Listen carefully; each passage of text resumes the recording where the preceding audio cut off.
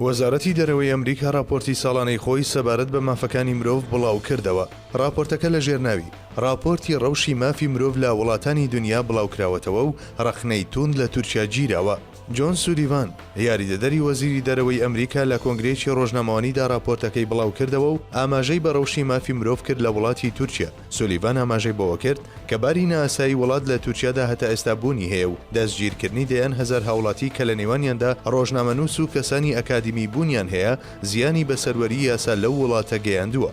لە راپۆرتەکەدا باز لەوە کراوە کە لە تورکیادا هەلومەرجی سیاسی بە بارودۆخێکی سەختدا تێدەپەڕێ و باری نائاسایی وڵات کە لە دوای هەوڵی کودەتای 15 تەموزی 2016 ڕاگەیەنراوە و هەتا ئێستا بەردەوامی هەیە کاریگەریەکی گەورەی لەسەر کۆمەلگا و دەستگا دیموکراسیەکان داناوە و زۆرێک لە مافەسەرچیەکانی ئازادی هاوڵاتیانی بەرتەسک کردوێتەوە. لە راپۆرتەکەدا باز لەوە دەکا کە بەنسبەت کۆتاییەکانی ساڵی 2017 سەدان هەزار فەرمانبەری میری بە شێوەیەکی کاتی یاخود هەتا هەتایی لە کارەکانیان دوور خراونەتەوە و زیاتر لە 50,000 هاوڵاتی دەست بەسەر کراون و زیاتر لە 1500 ڕێکخراوی مەدەنیش داخراون. حکوومەت بۆ ئەم مەبەستەیش پاساوی هەوڵی کودەتاکەی 15 تەموز پیشان دەدا کە بانگەشەی ئەوە دەکا لەلایەن فەتحوڵڵا گولەن و هاوسۆزەکانیەوە ئەنجام درراوە.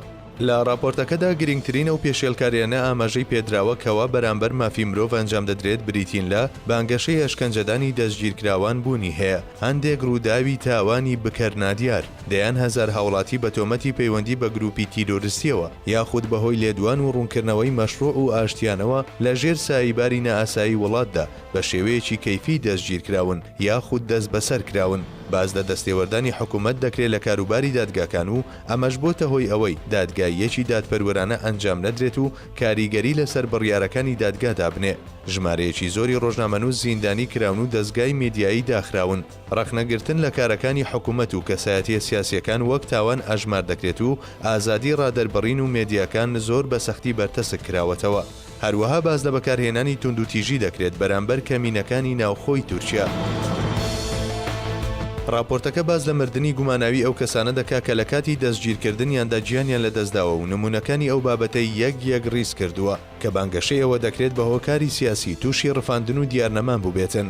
سیاسەتمەدارانی سەر بە ئۆپۆزیسیۆن و چالاکوانانی ناسراوی بواری داکۆچیکردن لە بواری مافی مرۆڤ بە تۆمەتی ئەوەی پەیوەندیان بە گولەنەوە هەیە دەستگیر کراون یاخود دەست بەسەر کراون. هەروەها کەسانێک بەهۆی ئەوەی ڕەخنەیان لە حکوومەت گرتووە بۆ ماوەی 11 مانگ گرفێنراون و بێسەر و شوێن بوون. تەواوی ئەم ڕووداوانە لە راپۆرتەکەدا ئاماژەی پێکراوە. هەروەها لە راپۆرتەکەدا ڕەخنە لە حکوومەتی تورکیا گیراوە کە سەرڕای ئەوەی یاساکانی ئەو وڵاتە ئاماژە بەسەر بەخۆیی دادگاکان دەکەن بەڵام زۆر جار دەست لە کاروباری دادگاکان وەردەدەن و کاریگەری لەسەردادەنێن. هەروەها ئاماژە بەو مادە دەستوریانە دەکا کە لە دوای ڕیفراندۆمدا تێپەڕێنراوە و پێی وایە ئەو مادە دەستوریانە سەربەخۆیی دادگاکان زیاتر لاواز دەکەن.